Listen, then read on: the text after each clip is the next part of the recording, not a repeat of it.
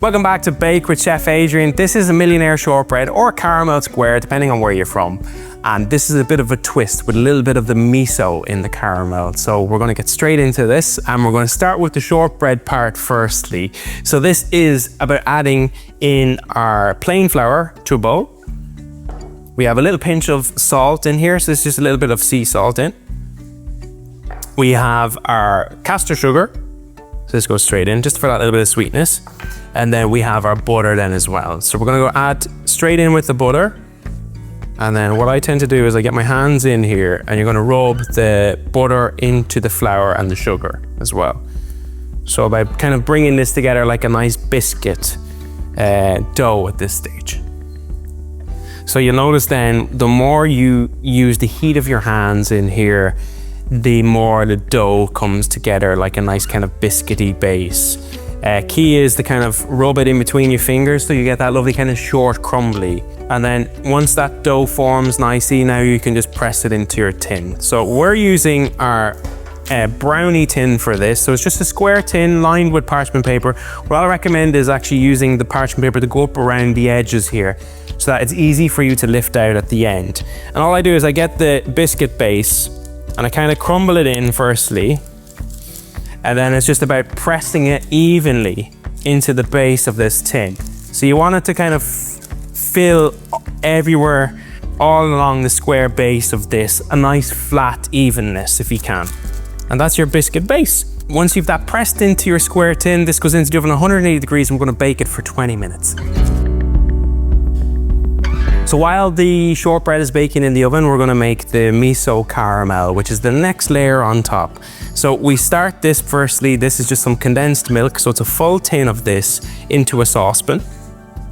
Make sure you get all of that in there. And then we have, next is some demerara sugar. So this is just a little bit of light demerara sugar for caramelization. Obviously you can't have a good caramel without butter, so lots of butter in here. And then this is my little twist on the caramel square.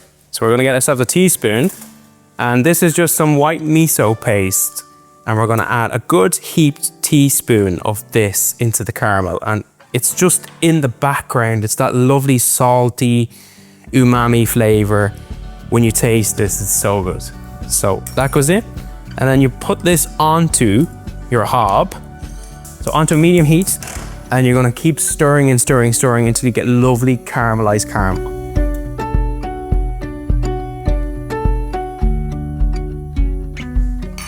So this takes about 10 to 15 minutes, and you need to stand over this and keep stirring.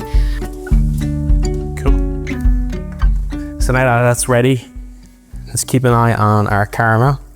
By leaving this on a medium heat over the last 10 to 15 minutes, we get this lovely kind of golden, luscious caramel. And we're gonna pour this over our biscuit base next. So once you've got this lovely, luscious, dark caramel, we're gonna pour this straight onto the biscuit base. We just literally layer this on top. Golden caramel with that bit of miso inside as well. It's so delicious. Make sure you scrape out all the pan, and then with the back of your spatula, just spread it evenly. Just kind of ease it into the corners, just so you have an even layer of that caramel on top of the biscuit.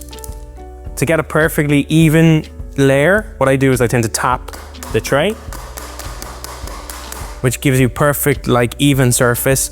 And then we're gonna place this into the fridge to set, and then we'll top it off with our chocolate to finish. So now that's set in the fridge, we're gonna go on next with the chocolate layer on top.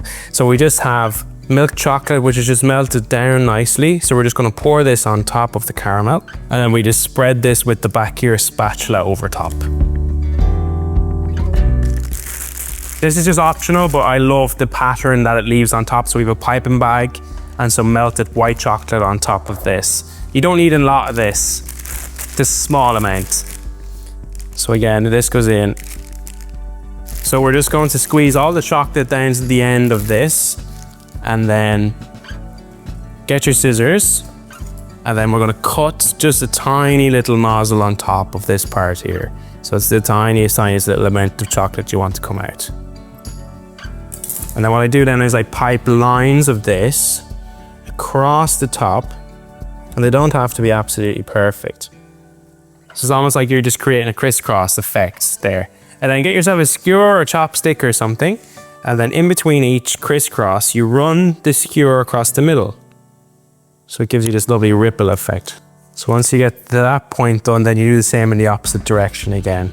And it just gives this lovely marble effect. So once you have that done, we have a little bit of sea salt then, which you just sprinkle on top. Chocolate and sea salt, they really go so well together, so don't forget this. Just really enhances the flavor. And then you're gonna pop this back into the fridge to set, and then we can cut these into our portions and then stuff your face.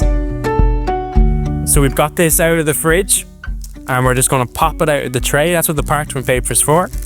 And peel it back and look at this thing of beauty. So it's good to get yourself a good sharp knife, and then we're just gonna cut our Millionaire shortbread.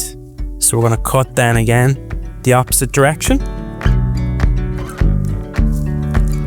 And then pick up one and get a look at those lovely layers of shortbread, caramel and chocolate on top. So all you gotta do now is tuck in. Whether you're having a cup of tea or a cup of coffee, the delicious salty, flaky salt on top, you can really taste it. Beautiful buttery shortbread and that delicious miso caramel. That's definitely a winner for your next bake.